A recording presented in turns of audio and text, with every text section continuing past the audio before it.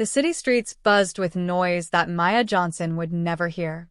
Car horns blared, people shouted, music played from open windows, but to 10-year-old Maya, the world moved in perfect silence. She had been deaf since birth, but what she lacked in hearing, she made up for in other ways. Her hands told her stories that ears never could. Maya lived in a small apartment right above her father's auto repair shop. From the moment she could walk, she had followed him around the garage, watching his strong, grease-stained hands bring broken machines back to life. While other kids played with toys, Maya played with tools. She learned the weight of a wrench before she knew how to write her own name. Every day after school, Maya would sit on an overturned crate in the garage, observing as her father worked. She couldn't hear the engines roar to life, but she could feel them. When she placed her small hands against the metal, the vibrations traveled up her arms like secret messages. A smooth, steady hum meant everything was working right. A shaky sputter meant trouble. A complete silence meant the engine had died. Her father noticed how carefully she watched. He began teaching her simple repairs, showing her how to tighten bolts, check oil levels, and reconnect wires. At first, Maya just copied his movements, but soon, she started understanding things on her own. She didn't need to hear the engine to know what was wrong with it. Her fingers could trace problems that ears might miss. By the time she was 8, Maya could fix small things around the shop. Broken radios with fuzzy static? She could make them clear again. Bicycles with wobbly wheels? She tightened the spokes until they rolled smooth.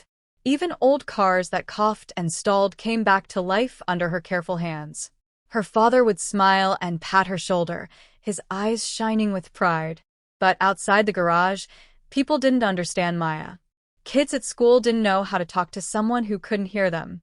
Shopkeepers got impatient when she wrote notes instead of speaking. Strangers sometimes looked right past her, as if a deaf girl wasn't worth noticing. Maya didn't mind too much. She preferred the company of machines anyway. Machines didn't care that she was different. They only cared that she knew how to help them. Then one rainy afternoon, everything changed.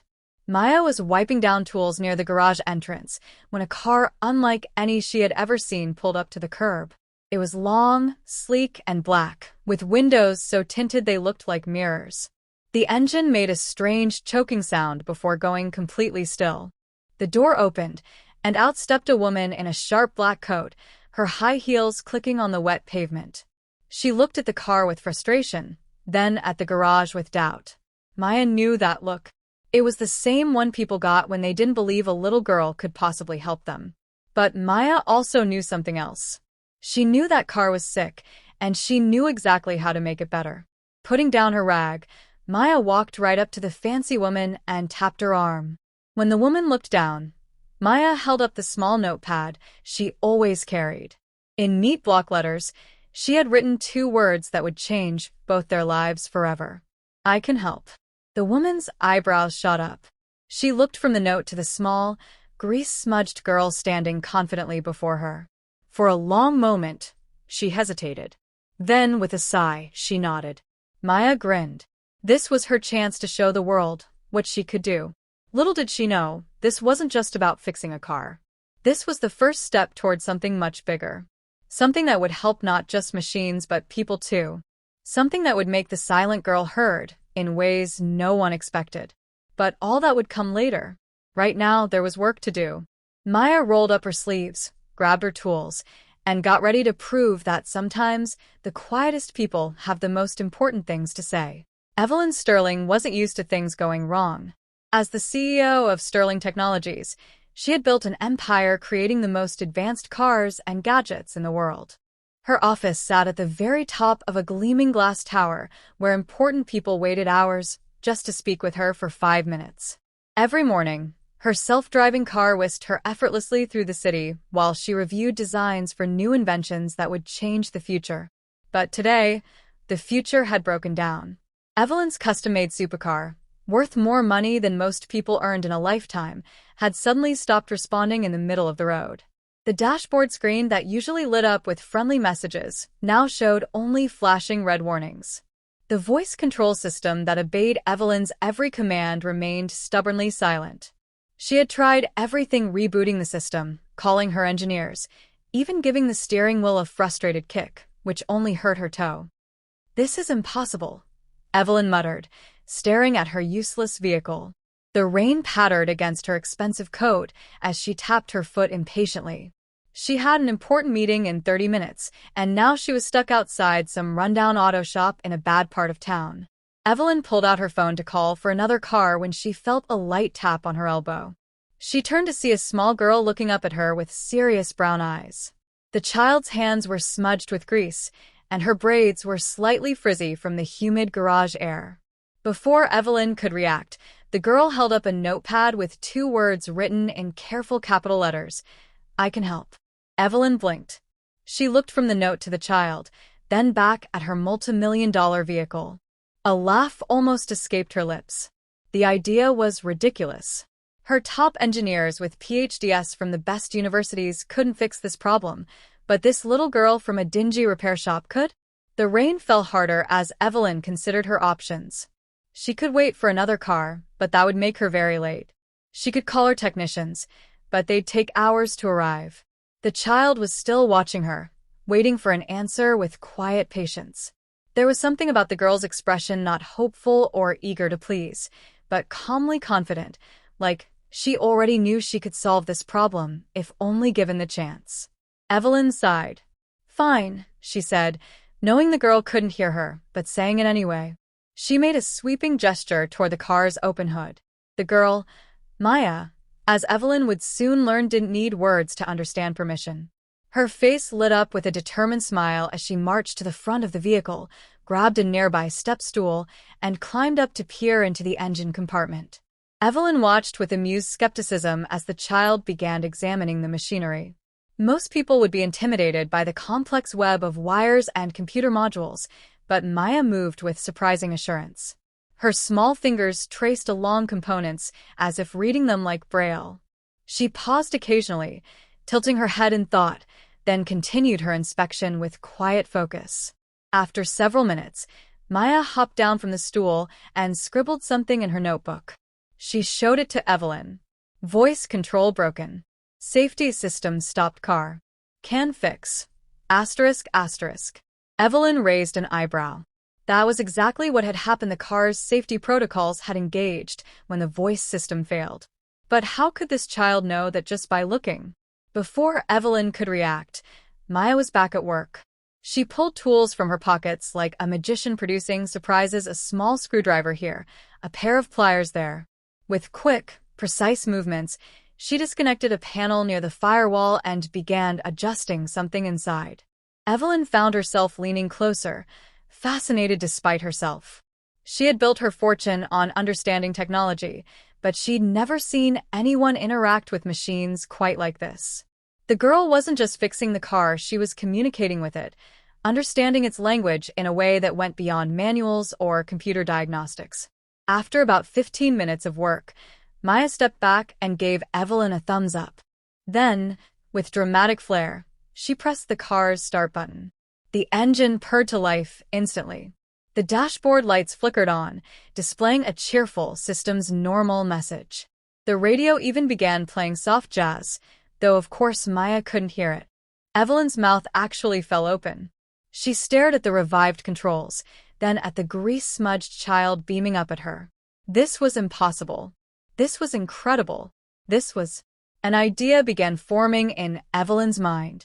If a deaf 10-year-old could fix her most advanced vehicle when no one else could, what else might she be capable of? As Maya wiped her hands on a rag, completely unaware she had just impressed one of the most powerful women in the city, Evelyn reached into her pocket and pulled out a business card. She scribbled a note on the back and handed it to the girl along with a crisp $100 bill. Maya read the message slowly. "Tell your parents to call me. I have a proposition for them." The rain had stopped. Somewhere above the city, the sun began breaking through the clouds. Neither of them knew it yet, but this chance meeting on a wet sidewalk was about to change both their lives forever. Raindrops glistened on the car's hood as Maya positioned herself at the front of the luxury vehicle. The cold metal felt alive beneath her fingertips, vibrating with secrets only she could decipher. Around them, The city continued its noisy bustle, car horns, shouting pedestrians, the hiss of wet tires on pavement, but in Maya's world, there was only the silent conversation between her hands and the machine. Evelyn Sterling watched impatiently as the small girl examined her prized automobile. The billionaire tapped her designer shoe against the pavement, already regretting her decision to humor this child. What had she been thinking? This was no place for her cutting-edge technology to be repaired. She should have called her team of engineers and waited however long it took. But then something remarkable happened. Maya's fingers, though small and grease-smudged, moved with the confidence of a seasoned technician. She didn't fumble or hesitate. Her hands danced across wires and components as if they were old friends. When she closed her eyes to better feel the vibrations, Evelyn's eyebrows shot up in surprise. The girl wasn't just looking, she was listening in her own unique way. Suddenly, Maya's body tensed. She'd found something. Deep in the car's electronic heart, her fingers detected an abnormality most mechanics would need expensive diagnostic equipment to locate. A circuit board meant to regulate the voice control system had overheated, its delicate pathways fried like overcooked spaghetti. Without missing a beat, Maya reached for the tools in her oversized pockets. Her father always said good mechanics carried their most important tools with them, and Maya took this to heart. With a miniature screwdriver, she carefully removed the damaged component. Evelyn gasped. That part wasn't meant to be accessible without specialized equipment. Maya worked with breathtaking precision. She bypassed the damaged section, rerouting connections through alternative pathways in the car's neural network. Her fingers moved steadily, never doubting, never second-guessing. Where others would see an impossibly complex system, Maya saw simple patterns and solutions. The most astonishing moment came when Maya adjusted the car's artificial intelligence settings. Though she couldn't hear the robotic voice that normally responded to commands, she somehow intuited how to make its responses more natural by modifying the timing parameters in its programming. Evelyn's mouth fell open when she saw this. That particular issue had been bothering her for months, the slight, unnatural delay in the AI's responses that her engineers could never quite eliminate. Yet this child, this amazing, impossible child, was fixing it with no training, no manuals, just her incredible understanding of how machines should behave. Finally, Maya stepped back and pressed the ignition button. The car came alive like a sleeping giant roused from slumber. Dashboard lights bloomed in cheerful colors. The engine hummed with perfect rhythm. Even the windshield wipers, which had been stuck mid-swipe, completed their arc with smooth grace. Evelyn stared at her revived vehicle, then at the small girl wiping her hands on her jeans. For the first time in her life, the billionaire found herself truly speechless. She fumbled for Maya's notepad and scrawled a shaky question. "How did you do that?" Maya smiled her gap-toothed smile and responded in sign language. When Evelyn shook her head in confusion, Maya patiently took the notebook back and wrote, "Machines speak without words. I feel their language." Evelyn read the words 3 times, each reading filling her with more wonder. She looked at Maya with new eyes, not as a disadvantaged child to be pitied, but as someone extraordinary. Someone who perceived the world differently. Someone who might hold the key to problems even her billions couldn't solve. As raindrops dripped from the awning above them, Evelyn made a decision that would alter both their destinies. She reached into her pocket and pulled out a business card, but this time, she didn't just write a quick note. She carefully printed a full message, her usually perfect handwriting slightly uneven from excitement. "Your daughter has an amazing gift. I'd like to meet with you tomorrow to discuss an opportunity. My driver will pick you up at 9 a.m. Evelyn Sterling, ***. She included the $100 bill again, not as payment, but as a symbol of serious intent. Maya took the card, her brown eyes wide with curiosity. Neither of them knew it yet, but this rainy afternoon marked the beginning of something much bigger than a car repair. Somewhere in the distance, thunder rumbled, a sound Maya couldn't hear, but whose vibrations she might have felt in her bones if she'd been paying attention. It was nature's way of signaling that change was coming. Big change. The gleaming elevator doors slid open with a soft chime that Maya couldn't hear, but She felt the vibration in her shoes as she stepped onto the 87th floor of Sterling Tower. Her eyes widened as she took in the enormous laboratory stretching before her walls of glass, blinking computers, and white-coated engineers moving between workstations like busy bees in a high-tech hive. Maya clutched her father's hand tighter, her palms suddenly sweaty. Evelyn Sterling stood waiting near a bank of monitors, her usual crisp business suit replaced by a lab coat. She smiled when she saw Maya, a real smile that reached her eyes, not the polite one she'd worn during their first meeting. Behind Evelyn stood a group of scientists holding tablets, their curious gazes fixed on the small girl in the patched jeans and second-hand sneakers. Maya's father, James Johnson, shifted nervously beside her. When Evelyn's limousine had arrived at their apartment that morning, he'd nearly sent it away. Who was this wealthy stranger wanting to involve his daughter in some mysterious project? But curiosity had won out, and now here they stood in the heart of Sterling Technologies, about to hear an idea that could change everything. Evelyn knelt to Maya's eye level and handed her a tablet with words already typed. "Welcome to my lab. I want to show you something special." She led them to a workbench where a strange device lay. It looked like a high-tech headband with small discs that would rest against the skin behind the ears. Wires connected it to a computer displaying dancing sound waves. Evelyn typed again. "This is my newest hearing aid. It's good, but not perfect. I think you can help make it better." Maya tilted her head, confused.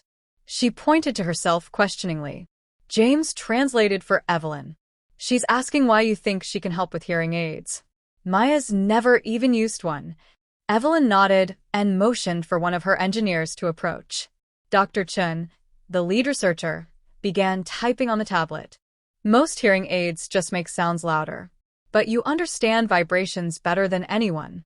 We think you could help us create a new way for deaf people to experience sound." Maya's eyes lit up with understanding. She reached out and touched the device, running her fingers along its smooth curves. Then she did something unexpected. She placed it against her father's wrist instead of near her ears. James laughed as the vibrations tickled his skin. "I think she's trying to tell you something." Evelyn watched, fascinated, as Maya began signing rapidly to her father. James translated. "She says sound isn't just about ears. She feels music through the floor when the bass is loud. She knows someone's knocking by the vibrations in the door. If you want to make a real hearing device, it should work like that. Let people feel sound, not just hear it." The scientists murmured excitedly. Dr. Chen typed. "That's exactly what we've been missing. Current technology tries to make deaf people hear like hearing people. But you're saying we should create something entirely new." Evelyn's eyes shone with excitement. She typed one decisive message. "James, I'd like to hire you as a consultant. Maya would work with my team to develop this new technology. We'll provide housing near the lab and whatever support you need." James looked down at his daughter, who was already sketching vibration patterns in the air with her fingers, imagining possibilities no one else could see. He thought about their tiny apartment above the garage, about how the world often overlooked kids like Maya. Here was a chance to show everyone what his brilliant daughter could do. He took a deep breath and nodded. "We're in." That night, as Maya slept in a luxurious guest suite, after thoroughly exploring every vibrating appliance in the kitchen, Evelyn sat in her office staring at the notes from today's session. For years she'd poured millions into hearing aid research, always hitting the same walls. Now a 10-year-old girl had shown her a completely different path in one afternoon. Meanwhile, in his own room, James stared at the ceiling, equal parts excited and terrified. This could change Maya's life, but was he making the right choice? Only time would tell. Down in the lab, the prototype sat waiting, its blank screen ready to display the first designs of what would soon become Maya's greatest invention. The night was quiet, but big things were coming. Very big things indeed. The laboratory hummed with a nervous energy that even Maya could feel as she sat perched on the edge of an examination chair. 6 months had passed since that first meeting in Evelyn's tower, 6 months of sketches and prototypes, of failed attempts and tiny breakthroughs, of late nights where Maya fell asleep at workbenches surrounded by engineers who had come to adore the small, determined girl. The device resting on the table beside them looked nothing like the original prototype. Gone was the bulky headband, replaced by a sleek crescent of silver that curved behind the ear like a whisper-thin moon. Tiny sensors dotted its surface, each one programmed to translate different sound frequencies into unique vibration patterns against the skin. The team called it the Sound Dancer, though Maya had privately named it Whisper in her notebook. Dr. Chen adjusted his glasses as he typed a message for Maya. This is version 43. We've incorporated all your suggestions about vibration patterns. Are you ready to try? Maya nodded, her fingers gripping the edge of her seat. She'd tested dozens of versions before, but this one felt different. There was a charge in the air, a sense that today might be the day everything changed. Evelyn stepped forward, her usually perfect hair slightly messy from running her hands through it all morning. She carefully lifted the device, her hands uncharacteristically shaky. As she fitted it behind Maya's ear, the cool metal made Maya shiver. The sensors settled against her skin with a gentle pressure that already felt familiar. James knelt in front of his daughter, signing slowly. Remember, this is just a test. If it doesn't work perfectly, we'll try again tomorrow. But his eyes betrayed his hope, the same hope reflected in every face in the room. Evelyn tapped a tuning fork against the table. To everyone else, it produced a clear musical note that hung in the air. To Maya, it created something entirely new, a cascade of fluttering pulses along her jawline that traveled down her neck in warm waves. Her breath caught. She'd felt vibrations before, of course, but never like this. Never with such clarity and purpose. She grabbed her notebook with trembling hands and scrawled, "Like butterflies under my skin." The researchers erupted in quiet cheers, careful not to overwhelm Maya with sudden noise. Dr. Chen quickly adjusted some settings on his tablet, while Evelyn wiped discreetly at her eyes. Then came the real test. Evelyn positioned herself directly in front of Maya and spoke clearly. "Hello, Maya." 3 simple words. 3 earth-shattering vibrations. Maya's entire body went still. The sensations weren't sound as hearing people knew it, but they weren't random vibrations either. They had shape and rhythm, a pattern her brilliant mind instantly recognized as language. The device wasn't just making noise, it was translating. Tears welled up in Maya's eyes as she reached up to touch the device, then Evelyn's moving lips, then her own cheek, where the vibrations danced. Her father's hands flew to her shoulders as he searched her face for understanding. When Maya finally moved, it was with sudden urgency. She grabbed her notebook and pen, scribbling so hard the tip nearly tore through the paper. "Papa, I felt your name." When she said, "Maya, I felt it right here." She pressed her hand to the side of her neck, where the sensors had pulsed in a distinct rhythm. James pulled his daughter into a crushing hug, his own tears wetting her braids. Around them, scientists and engineers clapped and cheered, some openly crying. Evelyn stood apart, watching with an expression of awe, as if realizing for the first time the true magnitude of what they'd accomplished. Maya wiggled free from her father's embrace and began signing rapidly, her hands flying through the air like birds taking flight. James translated through his tears. She says the vibrations make pictures in her mind. High sounds are light and tingly here, he touched his temple, and low sounds are warm and deep here. He placed a hand over his heart. Dr. Chen adjusted the device once more, then typed a question. "Would you like to try music?" At Maya's eager nod, one of the engineers pulled out a cello. As the first rich notes filled the air, Maya's entire face transformed.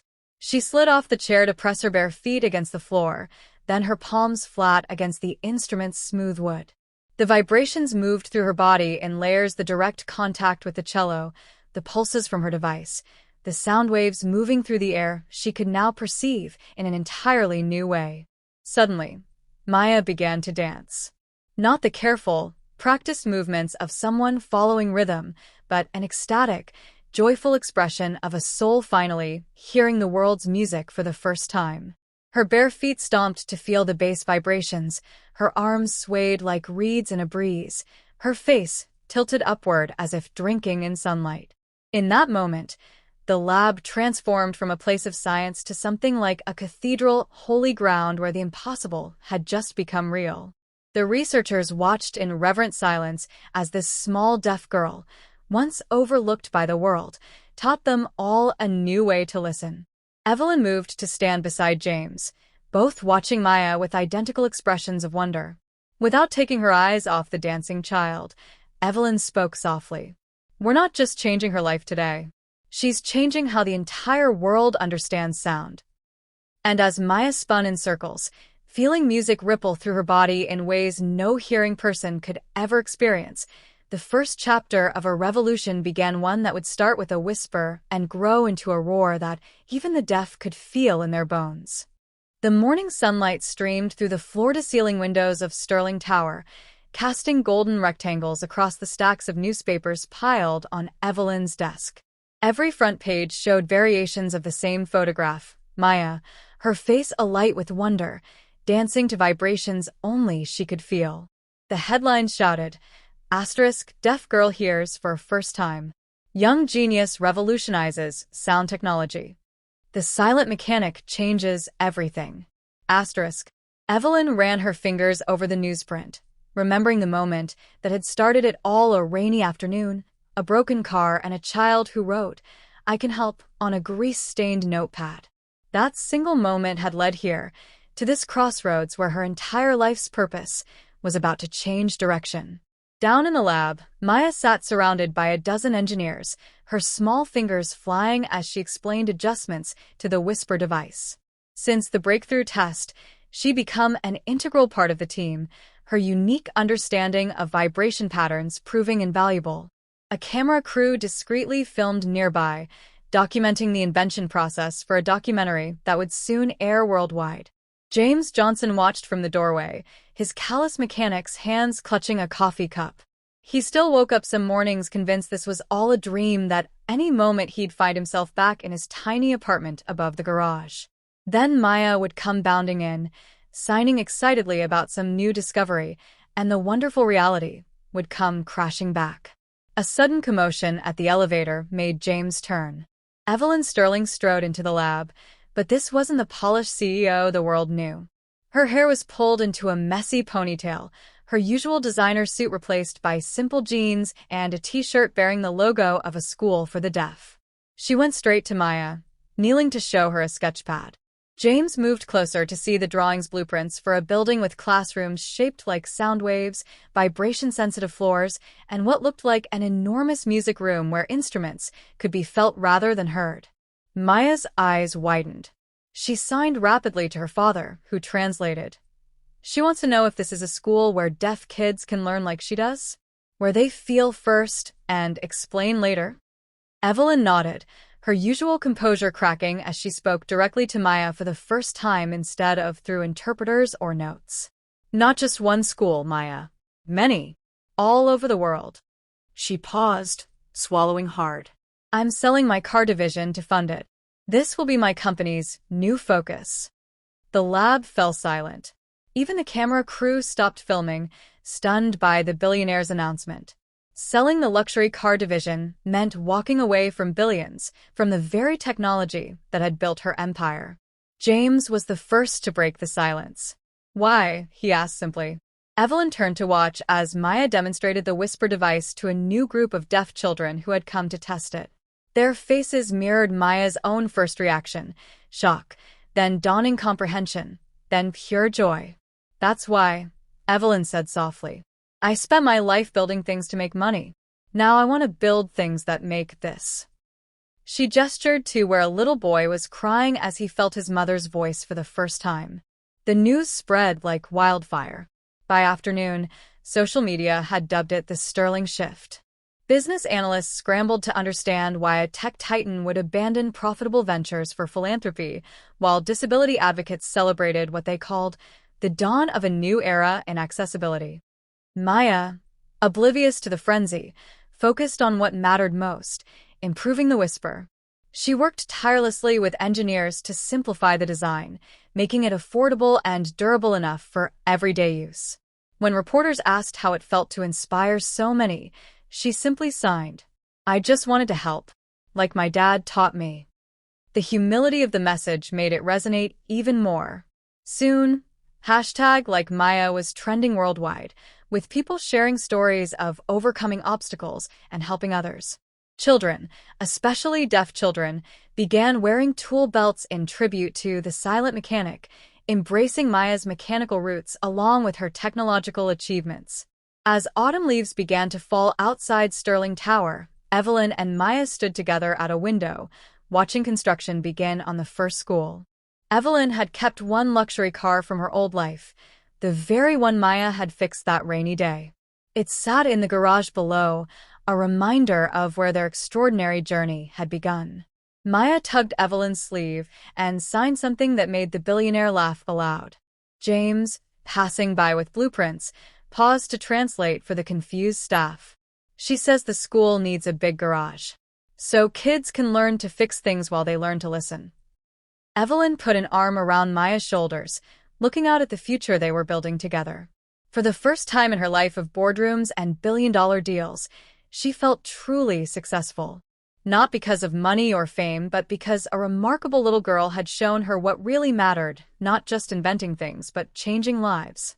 And as the sun set over the city, casting long shadows across the construction site below, the sounds of progress rang out: hammers pounding, machinery growling, workers calling to each other. Maya couldn't hear the noises, but through the whisper device at her ear and the vibrations in the glass beneath her fingers, she felt every single one. The crowd erupted in applause that Maya Sterling Johnson felt rather than heard, a thunderous vibration traveling up through the stage floor and into her bones. At 22 years old, she stood at the podium of the Global Innovation Summit, the youngest recipient of the prestigious Edison Award. The sleek silver device curving behind her ear, now half the size of the original Whisper prototype, caught the stage lights as she turned to accept the crystal trophy. Evelyn, her silver hair gleaming in the spotlight, signed from the front row. Proud doesn't begin to cover it. The adoption papers making Maya legally Evelyn's daughter as well as James's had been finalized 5 years prior, but the tears in Evelyn's eyes tonight were all about the journey they'd shared. Maya's acceptance speech flowed through her hands while captions projected her words in 30 languages across massive screens. "When I was little," she signed, "people called my deafness a disability. But in my father's garage, I learned that every machine speaks its own language. You just have to learn how to listen." The camera zoomed in on James Johnson in the audience, his work-roughened hands clasped over his mouth as he watched his little girl command the attention of world leaders and tech titans. The same hands that had taught her to change spark plugs now trembled with emotion. Backstage after the ceremony, a group of deaf children waited with their parents, each wearing kid-sized versions of the latest Whisper model. Maya knelt immediately, her designer gown pooling around her as she examined one girl's device with professional attention. With quick, precise adjustments to the settings, she had the child giggling at newly crisp vibrations within seconds. A reporter pushed forward with a question. "Ms. Sterling Johnson, your schools now operate in 17 countries, and Whisper technology has restored environmental awareness to over 500,000 deaf individuals. What's next for your team?" Maya didn't hesitate. "We're not restoring anything," she corrected gently. We're creating new ways to experience the world. Next month, we launch vibration classrooms in rural areas where deaf children have never had teachers who sign. She tapped the reporter's recorder with a smile. Hearing people always assume sound equals understanding. We're proving there are infinite ways to learn. Later that night, at the penthouse apartment she still shared with Evelyn and her father, Maya stood on the balcony overlooking the city that had once ignored a deaf girl in a greasy garage. The whisper at her ear translated the urban symphony into a tapestry of vibrations, the subway's deep rumble beneath her feet, the wail of distant sirens as a pulse along her jawline, even the rustle of wind through skyscraper canyons as delicate flutters against her neck. Evelyn joined her, handing over a familiar object, the original notepad from their first meeting, now framed alongside the screwdriver Maya had used to fix the billionaire's car. "To think," Evelyn signed, All this started because one remarkable child wrote, "I can help." Asterisk. Maya traced the faded words through the glass, then signed back. Asterisk, and one remarkable woman actually let me. Asterisk. Down in the building's garage, visible through the glass floor, sat the restored luxury car from that fateful day, kept gleaming as a reminder. Next to it stood Maya's current project of vibration-sensitive electric vehicle design for deaf drivers, its prototype covered in her handwritten notes. As midnight approached, the city lights twinkling below like grounded stars, Maya realized with quiet satisfaction that the world had finally learned her language. Not just sign language, but the deeper truth she'd carried since childhood. That difference drives innovation, that limitations spark creativity, and that sometimes the most profound listening happens in perfect silence. Somewhere in the city, a young deaf girl tinkered with a broken radio, her fingers attuned to vibrations only she could decipher. Maya smiled, knowing her story had made space for countless others. The quiet revolution was just beginning. The end.